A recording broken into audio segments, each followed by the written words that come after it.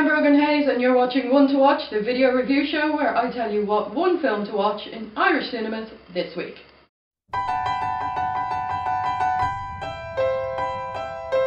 So this week's One to Watch is Martin Scorsese's The Wolf of Wall Street. Now, a caveat first, I'm not completely in love with this film, but it is the strongest release in Irish cinemas this week, and chances are you've heard so much about it you're going to go and see it anyway. Leonardo DiCaprio has won his Golden Globe. So the story of Wolf of Wall Street is Leonardo DiCaprio plays a man named Jordan Belfort who decides that he wants to become a Wall Street trader, and he works his way up to the dizzying heights of Wall Street, but he doesn't necessarily do it legally. The focus of the film here, and the name of the game, is greed. It's excess. It's more, it's more, it's more. And while this is great for the trailer, and it looks fantastic in the trailer, it doesn't necessarily work all that well for a three-hour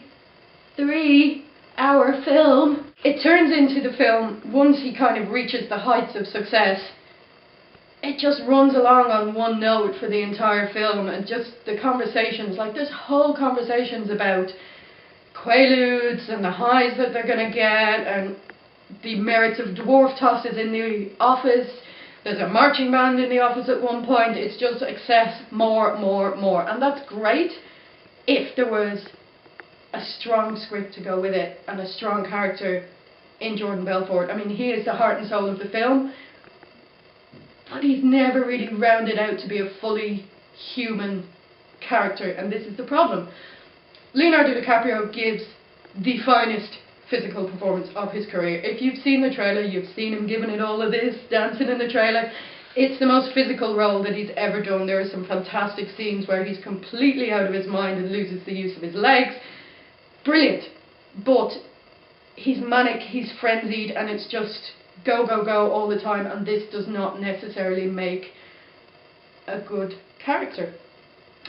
Also in there you've got Jonah Hill with some amazing prosthetic teeth going on.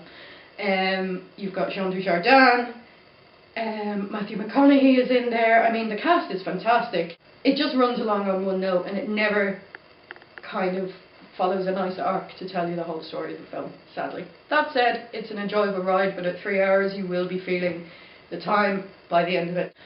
So out of 10, I would give The Wolf of Wall Street 6 or 7. It's an enjoyable ride, but remember, this is a Martin Scorsese film.